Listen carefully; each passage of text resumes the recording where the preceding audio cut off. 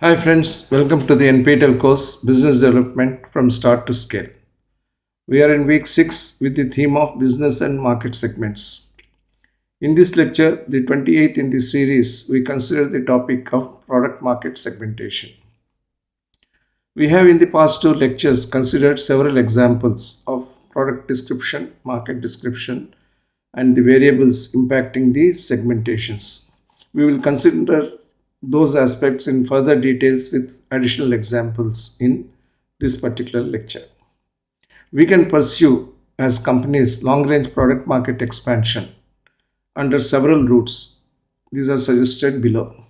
You can have products 1, 2, 3, in fact, nth number of product is also possible.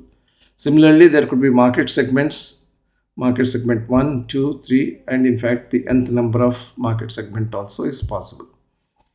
But there is a logic by which we should develop the product market expansion. We should start with a market and a product. Stay with the market, prove the product, expand the market, and then add products. There is also another way. You stay with the product and add markets. And fourth, if you have deep pockets or huge resources, start with as many products and as many markets as possible. So the best way which a successful company would methodically follow is that of one core product, several adjunct products, and then several core products. These are the options available. Similarly, in respect of market, you can start with one core market, several adjunct markets, or several core markets. In the edible oil industry, we have two companies. One company is called Ishwari Refinery Private Limited. Another company is Gemini Edible Oils and Fats Limited. Gemini has Freedom as its primary brand and Kalishwari has Gold Winner as its primary brand. Interestingly, both the companies started with one core product and in one core market.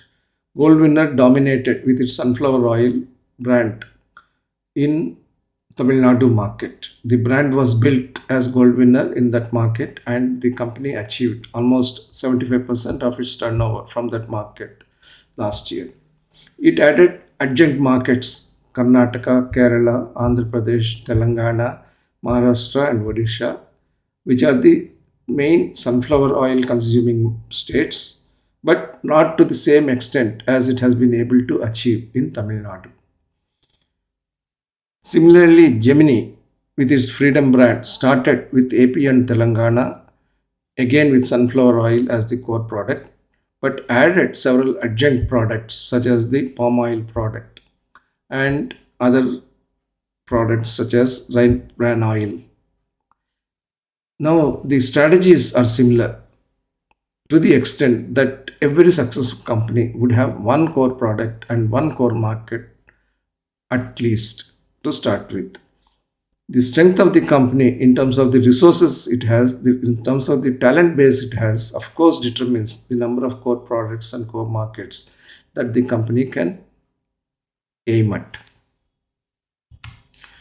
Beyond market segmentation, there is a lot more that could happen. Segmentation is only the first step of understanding a market in a granular manner. A market can be comprehensively segmented, but only a few segments can be considered for participation by the company and even fewer for positioning. This is the STP concept which alluded to earlier. In the segmentation area, we identify the relatively homogeneous group of customers based on the dimensioning factors that we have chosen. And once you do that, you do the resource allocation for understanding the market in terms of customer profiles and homogeneity. Right? These two are interlinked. You allocate the resources to understand the homogeneity, and when you identify the homogeneity, you start developing products for that. But then, once that homogeneous segment is identified, you dedicate more resources for cultivating the prioritized set of segments. Understand the segment attractiveness and develop a prioritized set of target segments. Then you position for intense product market position. You allocate resources for actual and intense product market promotion. Then you develop positioning strategies for this segment.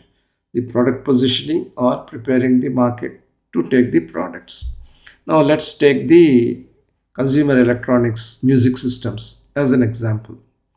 You want to understand the market for the consumer electronic products, and therefore you conduct a market research and identify that youngsters, the college going people, the home residents, they're all customers for the consumer electronics products.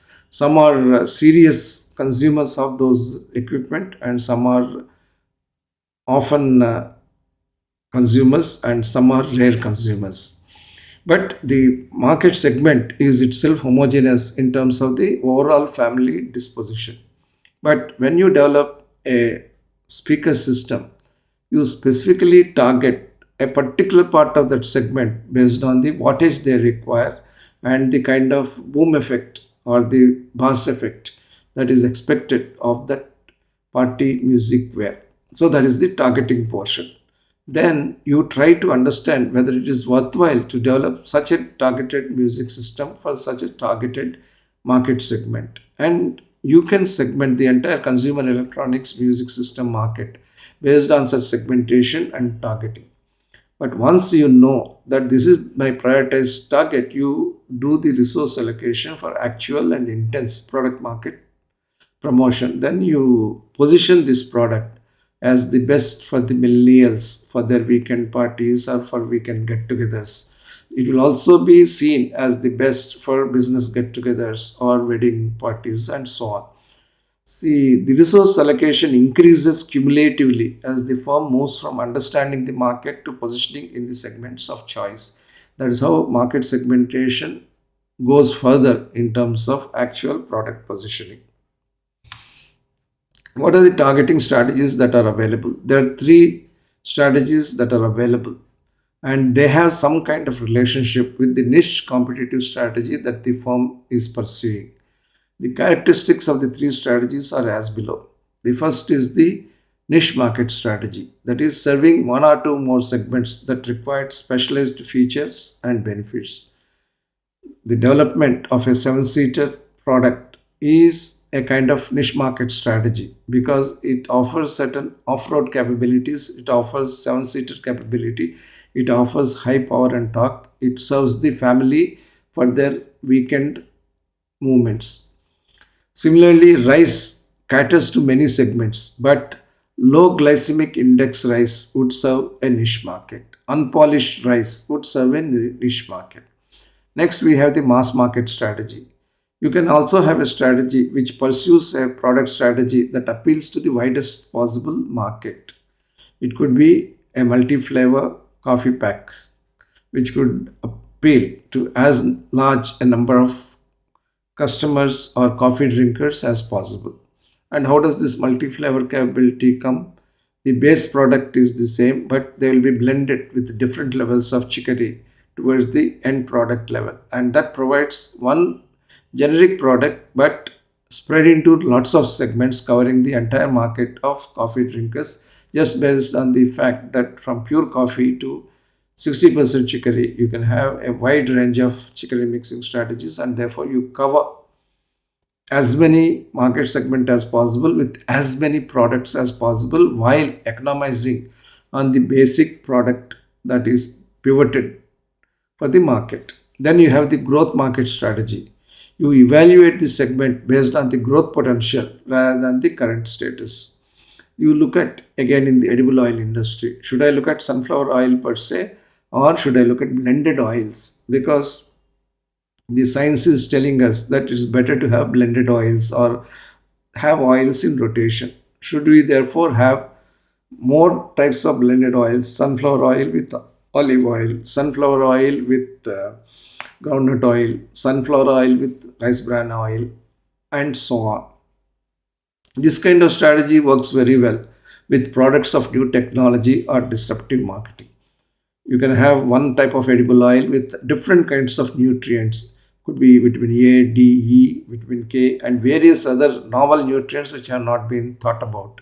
But the key aspect should be that the nutrient should retain its basic nutritious capability even when it is at high heat. That is the technology that is going to differentiate one product from the other.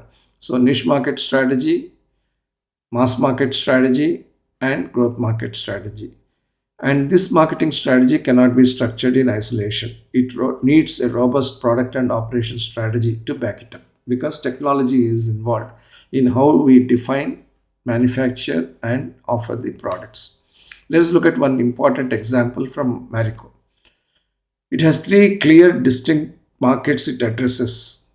All are oriented towards meeting the family needs. These are distinct markets because they are not in substitution of each other. They have a range which is called hair nourishment range.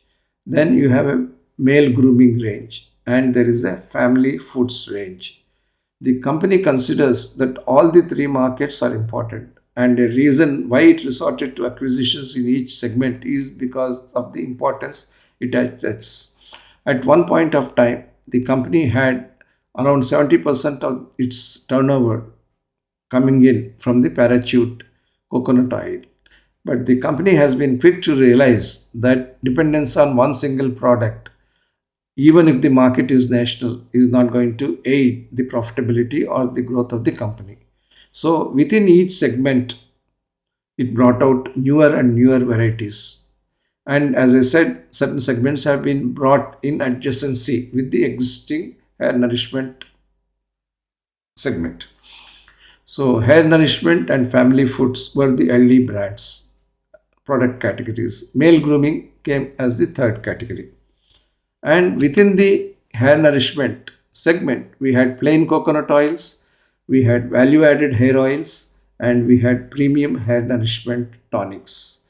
The enhancement of product range at Marico was a culmination of continuous segmentation of its markets.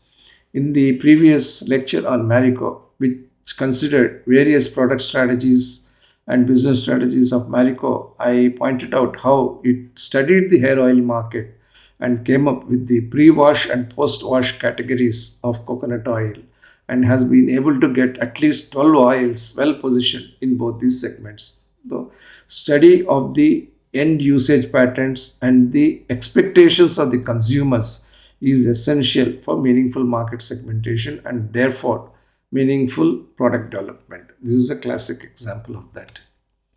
The link between strategic marketing and corporate strategy, or between business development and corporate strategy, is pretty evident. Business development is very clear about the long-term evolution of market and its segment, whereas business or corporate strategy fulfills that objective through organic and or growth initiatives. Marico could visualize and also achieve such alignment. So it started with coconut hair oils, then moved into skincare, then moved into male grooming, then moved into healthy foods, then moved into hair nourishment, then moved into hygiene. Not necessarily sequential, some have overlapped with each other, but the linkage between strategic marketing and business strategy is very much explicit in the way the strategy has been constructed brick by brick over time. Is segmentation facile? As with hair oils, hair shampoos as a market can be segmented based on the basic purpose and use of shampoos. Once upon a time, there used to be only one type of shampoo for any type of hair. But today, we have shampoos that are designed for anti-dandruff usage, anti-hair fall usage, pro-silk hair, and pro-shiny hair as example. These are not necessarily mutually exclusive hair shampoo segments. There is no hard and fast rule that those who have dandruff would not have hair fall. Similarly, there is no rule that those who have hair fall do not want silky hair. It is possible. Somebody may want both silky hair as well as shiny hair. The most innovative product would be one that will merge the segments in such a case, and that requires technology. So, strategic considerations are important in designing a product. Should the company design one magic product that will cover all the segments? Will it lead to higher market penetration, higher volumes, and higher profitability? A question mark. Or is it better to develop segmented products for segmented markets so that the sum of the parts is less than the whole, or put differently, the whole that arises from some such sum of the parts is definitely larger than a single product which has all the characteristics of these products. And that's where corporate strategy, strategic marketing, and business development along with technology must work together to derive the right kind of product segmentation for the overall market. That's the challenge and opportunity in market segmentation. There is certainly product driven segmentation. Customers who seek zero emission cars constitute a new emerging market. They have nothing to do with the conventional automobile market segmentation. They prefer clean mobility. In that, product characteristics which influence could significantly vary and define different market segments consequently. People may choose a hybrid car, people may choose electric battery car, people may choose a hydrogen fuel cell car, and people may choose a solar car. Now, the risk taking propensity or the waiting time propensity of a consumer will vary. Hybrid cars are more readily available and they are more proven. So, one set of customers who want relatively cleaner mobility but also the assurance of a well tested and well proven product easily available would prefer a hybrid car. On the other hand, people who believe that electric battery is the most important aspect of electrification would take electric battery car even if there are issues of range and charging. Then there would be people who will think that hydrogen fuel cell car is in fact even cleaner mobility option because you do not have the kind of cobalt and lithium ion related aspects that a battery car would have. They would therefore wait for a hydrogen fuel cell car until it comes on stream and proves itself. Then the people who are excited by the latest in technology would prefer a solar car. Now, the potential segments, if you wish to consider in the clean mobility segment, would be those who are range conscious, those who are price conscious, those who are reliability conscious, those who are brand conscious. When technology is under evolution, segmentation may evolve on multiple dimensions till the steady state is reached. When the judgment is out on a techno-economic basis as to which is the right configuration for a clean mobility population of cars, in what proportion would the demand stabilize, and there would be clear favoring of segments based on the individual preferences of the customers. And that's how the markets evolve when products drive segmentation. Segment migration also happens, and segment migration happens in a way that is visible for us in our day to day life. Somebody starts the career with a motorcycle, then after 5 or 10 years one would migrate to a small car, and after 10 years or 15 years one would migrate to mid-size sedan, and when he becomes a senior leader he would migrate to a luxury car. In concept, a new product driven market or its segments may replace an existing product dependent market or its segment based on an operating value proposition. However, such migration may be impeded or defeated too. We have a classic product hypothesis. The hypothesis said but that people travel hazardously on a two-wheeler. In India, a family of two adults and two children travel typically on a two-wheeler, more particularly a scooter two-wheeler, and that is considered dangerous. Therefore, the product hypothesis is that if you offer a small car or a micro car which can seat comfortably four people, that would be a runaway hit, and it would migrate the two-wheeler commuters to the nano micro car, and that is the excellent product hypothesis that supported nano car development. However, in reality that didn't materialize. There are marketing reasons why it didn't materialize. There are also certain customer value chain related reasons why it didn't materialize. The reality is that in this entire market migration paradigm, consumer parking ecosystem was not considered. The consumer parking ecosystem of two-wheeler users was not fit enough to accommodate an equivalent number of microcars. There just was no parking space. The firm failed to identify and appreciate the customer value chain. Tata Motors, for all its engineering virtuosity, failed to accommodate this concept of marketing value system. It didn't have that marketing savviness to understand whether the product can in fact be used for stocking in the family situation. And that was the biggest failing. As a result, nanocar project had to be wound down. In the case of nanocar, a conceptually elegant and economically rational migration from the two-wheeler segment failed to materialize due to shortfalls in strategic marketing, including poor segmentation, targeting, and positioning. This is a valuable lesson for the marketers who would like to market strategic movement from one type of product to another type of product as a seamless possibility. But in reality, it is not as seamless as it is imagined. The customer value chain also must migrate in a similar, proportionate, and commensurate fashion. That is the important requirement of segment migration. And this is the important feature of segment migration. It is in fact multifactorial. Therefore, how do you do segmentation that could be dynamic, flexible, but at the same time yield certain results? When the product mix is adaptive and multifaceted, as in the case of cousins in the food restaurant, market segmentation also can be equally dynamic. In fact, it could be an effective role modeling of strategic marketing. Fundamentally, two types of cuisines are possible: vegetarian, non vegetarian. It could be Indian regional or global continental. And the menu could be buffet, a thali, a la carte. The service mode could be in restaurant, in room, takeaway.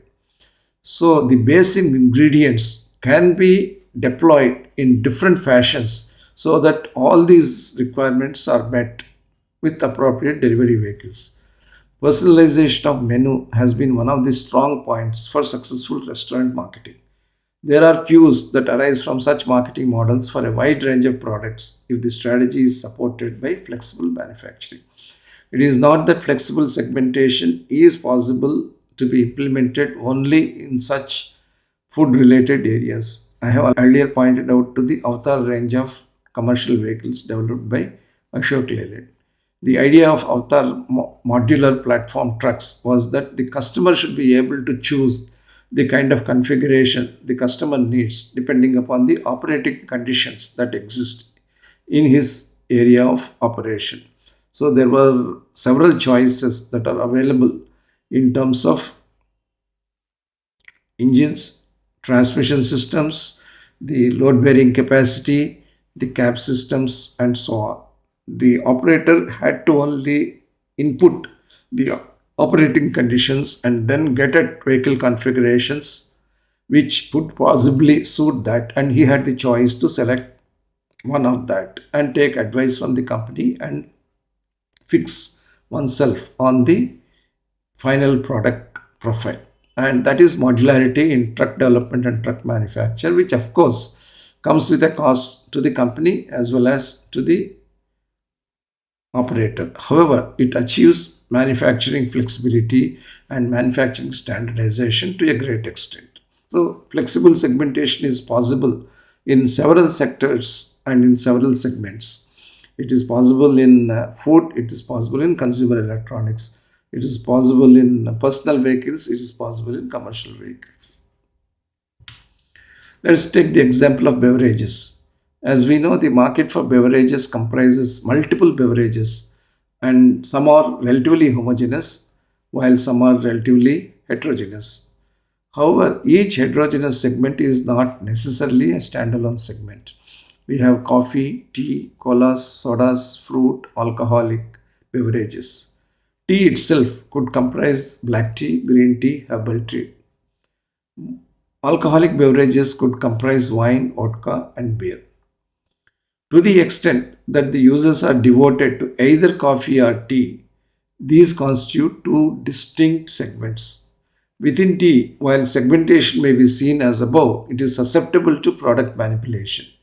The tea products can be presented in multiple combinations, which probably is not the case with coffee as a pack. However, coffee can be served in different configurations such as hot coffee, espresso coffee, single shot latte, double shot latte, as also cold coffee, ice cream coffee, several other methods. So the coffee powder could be standard, but the amalgamation of the coffee powder into different adjuncts, additives could be different.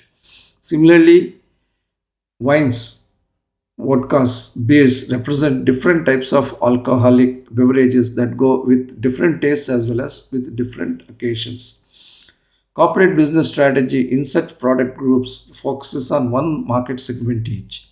For example, Tata Coffee and Tata Tea are two separate business verticals. The reason lies also in the distinctiveness of supply chain from plantation to packaged beverage.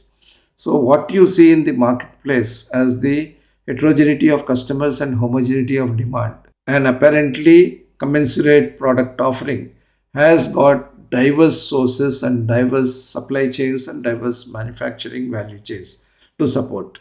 So, it is important to link market strategy to corporate strategy. Both are very much interlinked, as shown in the beverages market. So, segmentation has a strategic perspective which we cannot ignore. It is a concept and a practice which provides certain strategic and synergistic benefits to the company. First, it provides the benefits of specialization. The fewer the products that are offered to large markets, the greater would be the benefits that accrue from specialization in terms of economies of scale and economies of marketing. Second, it helps develop core competencies in the business. As you specialize in one product and have only some variants, you develop greater core competency in that business. You study the market well, you serve the market well, you have grip over the operations and manufacturing and achieve higher economics and higher quality. If you have a strong segment base, you can reach out to adjacencies well. As I took the example of edible oil, if you have a very strong position in sunflower oil, you can go to other adjacencies such as groundnut oil, mustard oil, gingerly oil, then palm oil, etc. Similarly, if you have a strong edible oil base, you can go into other kitchen essential items, be it the dairy products, milk products, the milks themselves, or ready-made yogurt, or flours, dals, etc. This is a strategy which Adani Wilmar has adopted, developed a strong edible oil base and is now moving into different kinds of food products. Marico established a strong base in both health-based edible oils as well as hair oils and started moving very broadly into health foods, nature cure products, and so on. So the segmentation specialization has a strong strategic perspective. It enables the company manage the market efficiently and effectively. So when you have closer match between the customer need and the product on offer, it will also enable better price realization due to the proximity. It may enable more standardized base product and it also will enable better cost efficiency. So segmentation can be likened to a multifocal strategy that is applied at market level to manage the diversity meaningfully. Nobody suggests that we should be stuck with one product and one market, however successful that product market combination has been for the company. It is in the interests of the company to move from the core product to core product extensions, later on to adjacencies, and later on to diversifications. That is the important strategic perspective which every corporate strategist and marketer must bear in mind. Let us look at the real estate market and see how the segmentation happens. It is actually one of the more fascinating examples of market segmentation. A mega market that is known as the real estate market is broken down into specialized markets and is also further segmented based on multiple factors. So total real estate universe can be divided or segmented into residential, entertainment, commercial, mixed and other types of real estate. Then you can see it from the market point of view and also from the purpose point of view. When you look at the markets and market segments in the residential vertical, you will have flats, gated apartments, gated villas, independent bungalows, and farmhouses.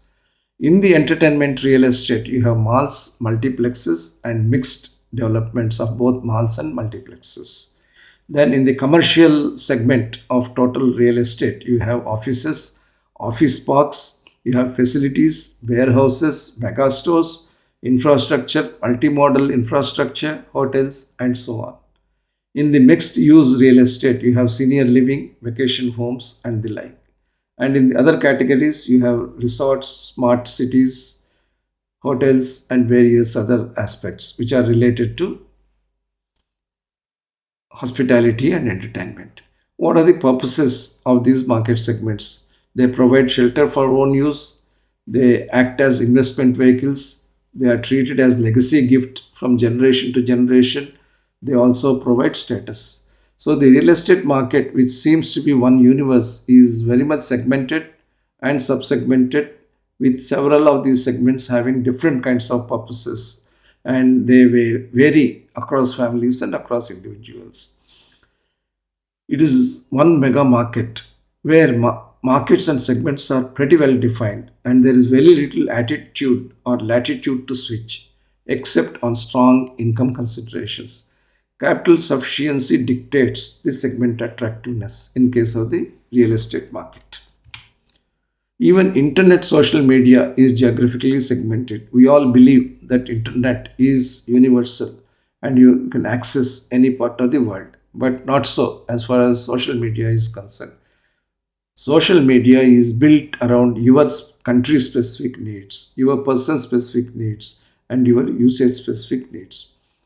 In the country specific needs, you have the local communities, you have shared socio cultural needs.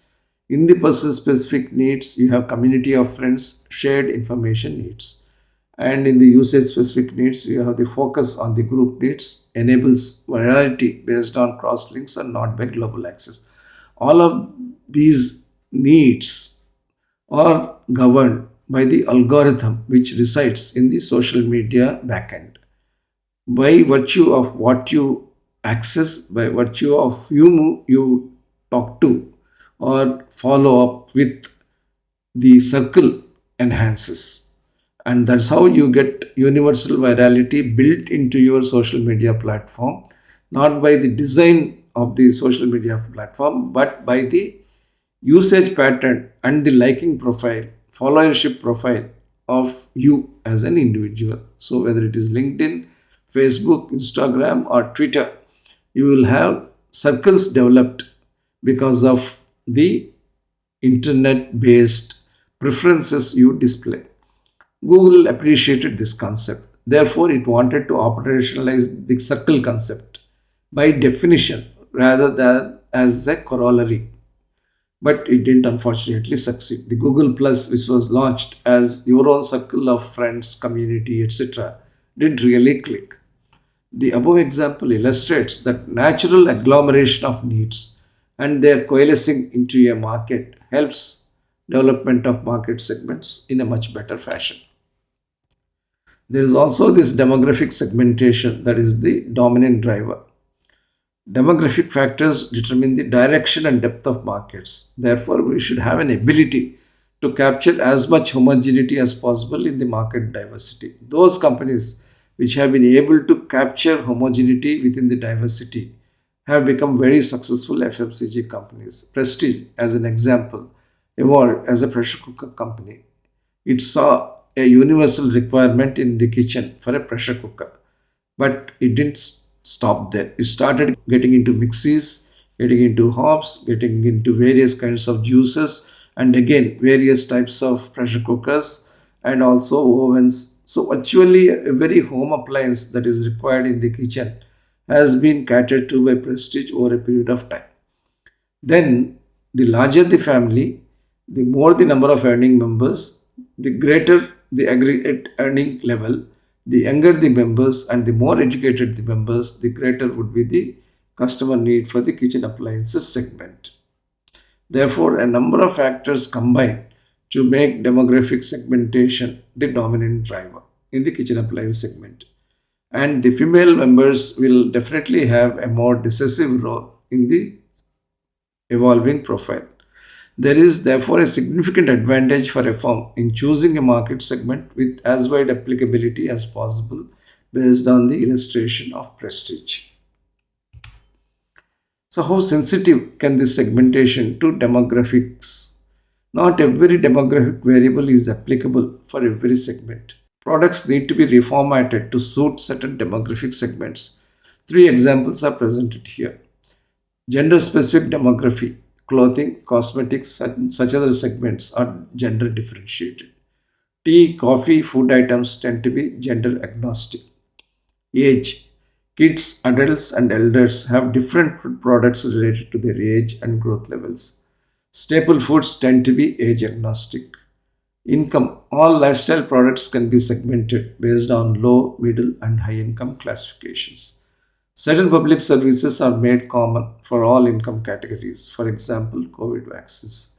Now, this iteration of products can be very interesting.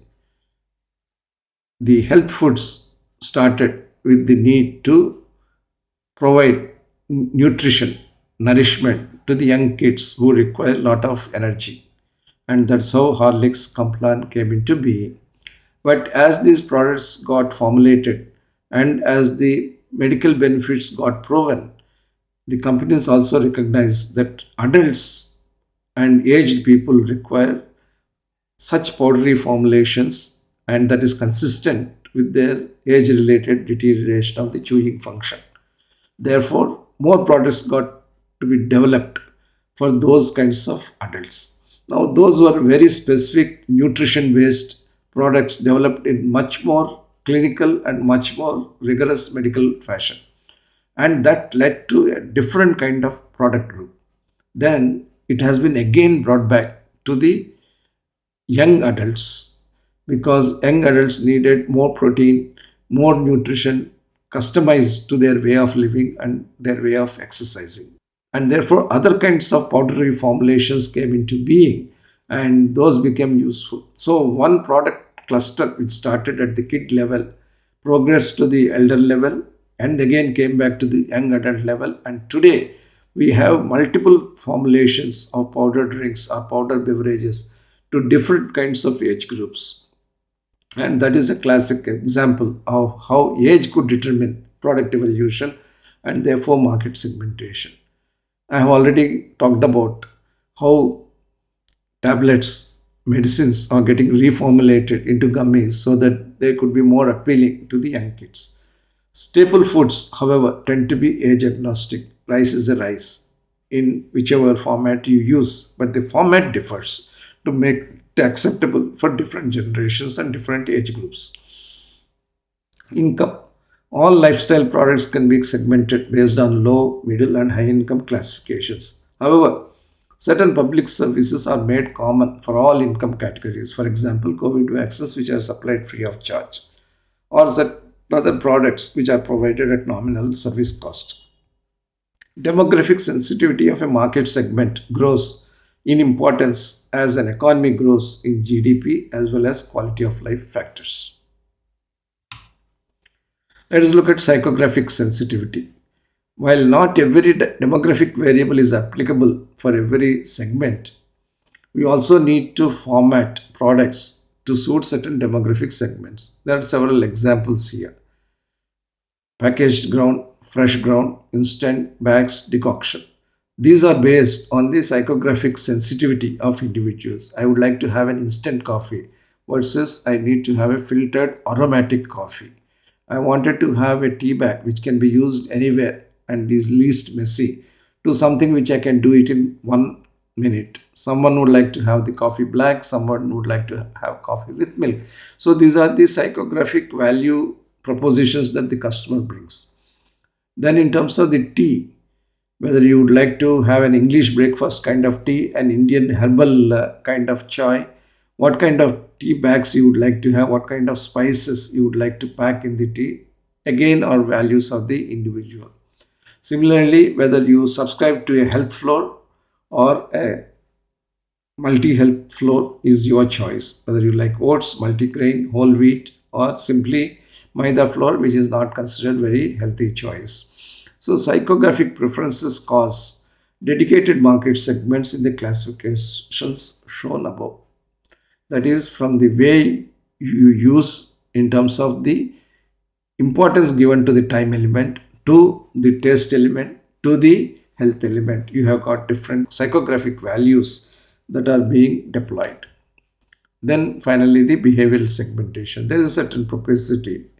Certain markets and segments have the propensity to be addictive, happening more prominent for junk foods, sin products, and entertainment segments. Cigarettes, alcoholic beverages, OTT platforms, fast foods, chocolates, and cool drinks are just a few examples of products that have an addictive trend.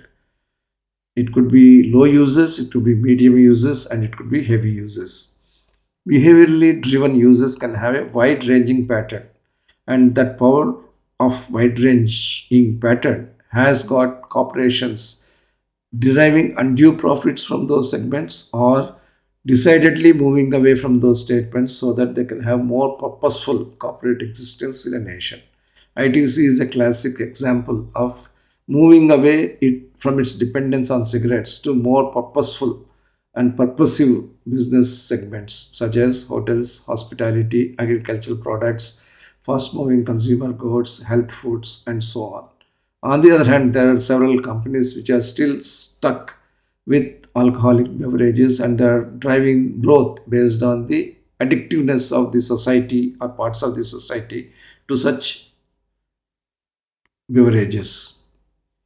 There are companies which promote chocolates as a substitute for an Indian sweet habit. While one may applaud them for their marketing capability, we may also look at with concern on how that affects the wellness quotient of the population, particularly the children and the kids. So, while from a marketing perspective, while from a functional elegance perspective, exploitation within quotes of the behavioral trends of individuals could make good marketing sense. It need not necessarily always make good social sense. So, when you weave in the ESG considerations into your business strategy and into your marketing strategy, you need to balance the addictive activities by non addictive activities with habit forming activities with health evolving, health supporting activities. That's the way business strategy and responsible marketing should go. So, to sum up all of these things, what should be the qualifying criteria for a market segment? To be declared as a stable and sustainable market segment, it should meet six important criteria as below. One, it should be a different and differentiated segment. Each segment should have a different need profile. Second, it should be an identifiable segment. The customers can be identified by descriptor variables. Third, it should be an accessible segment. The segment and its customers can be accessed by different and communications, and it should be of an appropriate size. The segment should ideally be of the scale and size that the company needs. The segment can be measured in terms of metrics such as volumes and revenues as well as profits. That is the tangibility or the measurableness of the criterion. Then it should be stable. The customers should stay in the segment for a long period of time. When these six characteristics of being differentiated, identifiable, accessible, appropriate size, measurable, and stable happen, then you can say that you have got good qualifying criteria for a market segment. How do you assess these segment characteristics? Let's take the example of an airliner. It has two dimensions, let's assume. One is the cost savings dimension and another is the brand image. If you are too much into cost saving, you might lose on the brand image. And if you are too cost profligate, you may gain on brand image, but you may lose on profitability. So, how do you have the segment characteristics defined? So, when a segment has many characteristics, they can be plotted in terms of their importance as below. The assessment for the low cost airline is shown in this slide. It is juxtaposed against cost advantage and brand image for the firm. Being a low cost airliner, the low fare position is the one which is the most dominant. So you take a space which enhances brand image because of your cost savings, but is supplemented by on-time performance, by cabin upkeep. Indigo Airlines succeeded because of this unique combination of clean cabins, low fare, and on-time performance. Then some adjuncts have been introduced by the airliner, but not necessarily with great effect. In-flight shopping as also flexible pricing to derive greater profitability as a low-fare airliner, and also provide some flexibility to the consumer who isn't too sure about the travel preferences. We may therefore surmise that a sustainable market segment is one that can support growth. That is one aspect of market segmentation. With this, we come to the end of this lecture. I hope to see you in the next lecture. Thank you very much for your kind attention.